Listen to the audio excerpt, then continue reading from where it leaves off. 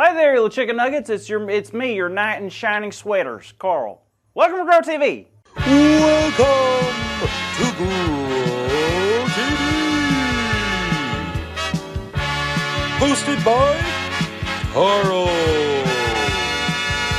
where we have fun with our friends, talk about Jesus, and go over everything the Bible has to offer. Now once again, welcome to Grow TV. Hello and welcome, kiddos. Now I know what it looks like. It looks like I'm in some sort of like space galactic universe. And I'm like king of the Beatles and chicken nuggets. Haha! That would be pretty cool.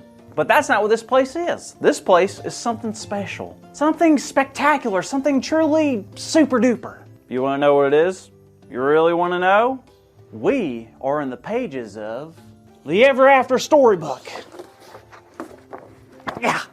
What is the EverAfter? How could you not know what the EverAfter is? You know, in every fairy tale, the main character and some trusty sidekicks go on some amazing adventure, defeat the evil villain, and then find some lost treasure? Or the greatest treasure of all, true love. Aw. And then there's always the same phrase at the end of each story, and they live happily ever after. But what does that mean? Where do they go? What did they do and for how long? Nobody knows. That's what makes all this so great. The EverAfter storybook lets me write anything and anything I want. Everything, anything, all of it. You don't believe me, do you? Watch this. Want to see a dragon? All right, here we go.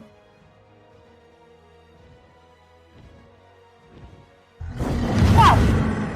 Pretty cool, right? How about a unicorn? Oh! You see, in the EverAfter storybook, if you dream it, it can come true. Watch. I want a sandwich with peppers, toothpaste, tres leches, a school bus, a tad bit of mustard, and the Declaration of Independence. That's it. That looks like a good sandwich. The EverAfter storybook is the best. Not only can you dream up anything you want, but this is also the place where every famous fairy tale takes place. Peter Pan and his fantastic travels to Neverland, Tiana's adventure through the bayou with the frog, Rapunzel's intense journey back to her family, and who can forget the incredible story of how talking mice saved the day. Okay, some of you might know that as Cinderella, but think about it. Those mice were the real heroes. Countless epic stories of struggle and triumph, heroes and villains, enemies and loving friendships. That's why I guess, I don't know, stories like that actually existed outside storybooks. Anyways, I've been writing some pretty cool fairy tales in this here storybook, but it's been kind of lonely. I tried writing up some fun sidekicks to hang out with, but they got distracted by the dragons and unicorns and just disappeared. I got an idea. Maybe I can write someone into the story. Now, what do you call someone that you can go on crazy adventures with? Someone who can help you out and stick with you. It is a compliment. I like your hair. Hey, thanks, compliment. Okay, well, that wasn't the right word. Is it computer? No. Composer? No. Compass? Wrong again. Is it companion? Is that the right word? Carl. Who is that? Is that Grace? Hey, kids, it's my friend Grace. Grace, what are you doing here? I just got done with my milkshake drinking contest with the 3 little pigs. And? I won. All right, that is so cool. Right? But anyway, what am I doing here? Well, I was just telling the kids how it'd be nice to have a friend in the EverAfter storybook. And here you are. I didn't think it would work because I kind of just like made up the word. What word? Companion. Carl, that's a real word. And you know what else? No, what? The amount of dimples on a golf ball? 236. No, I mean, do you not know that God also gives us companions? Wait, companions is a real thing? I thought that's how you said cooking pans in French. God gives us cooking pans?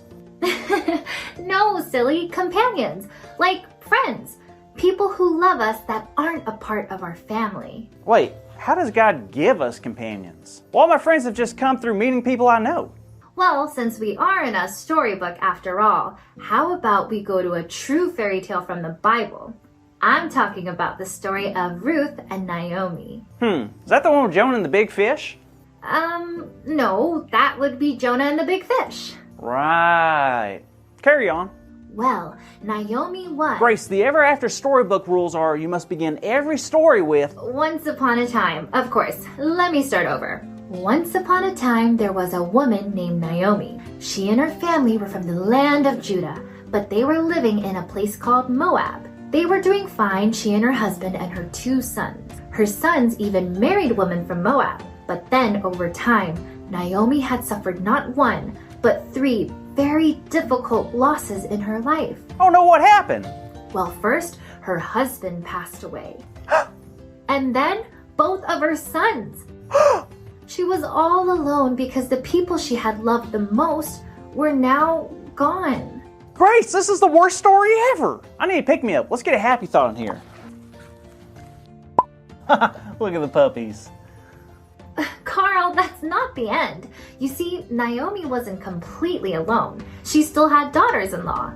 You know, the women who had been married to her sons. And even though she told her daughters-in-law to go back to their own homes, one of them, Ruth, chose to stay with Naomi. Wait, why would she do that?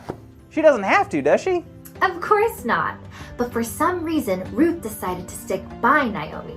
And Naomi tried her hardest to send Ruth away. But then it was that time Ruth said something extraordinary. What'd she say? She told Naomi, "Don't urge me to leave you or to turn back from you. Where you go, I will go, and where you stay, I will stay. Your people will be my people, and your God, my God." Wow, I guess you were right earlier. About what? The cooking pans? No, about God giving us companions. Oh yeah, of course. Naomi and Ruth were from 2 different places. And if it weren't for Ruth becoming Naomi's daughter-in-law, they never would have met. But now these 2 people who otherwise would have been strangers formed a very special bond because God brought them together. Isn't that cool? Yeah, it really is. I'm trying to figure out what that means for me, you know? Totally. You see, both Naomi and Ruth had both lost people they loved very much. So that meant they both needed support now more than ever. Absolutely. And it makes me feel good. Like knowing that God cares about me so much. And that God would spend time to give me friends. That's the coolest thing ever. Right. And not only that, but have you ever thought about how God gives us the right type of companions for every situation or season in our life? Yeah, just like Naomi and Ruth. Exactly. And to be honest, there might be times where you feel you don't have those good friends nearby. And in those times, we need to pray and ask for God to show us who those friends are. I agree. Man, I'm excited to see what friends God gives me. Like you, Grace. You're my companion. You're my friend. I just realized that. You want to go ride on the ice cream roller coaster? Sure, that sounds great.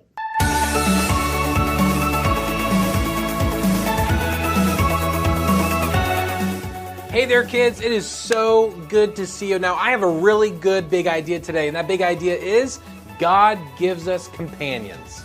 So let's say it out loud on the count of 3. Ready? 1, 2, 3. God gives us companions!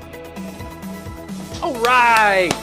Great job, kids. Now make sure, do not miss Grow TV next week because we're going to find out what Carl's going to be doing in the EverAfter storybook. We'll see you then.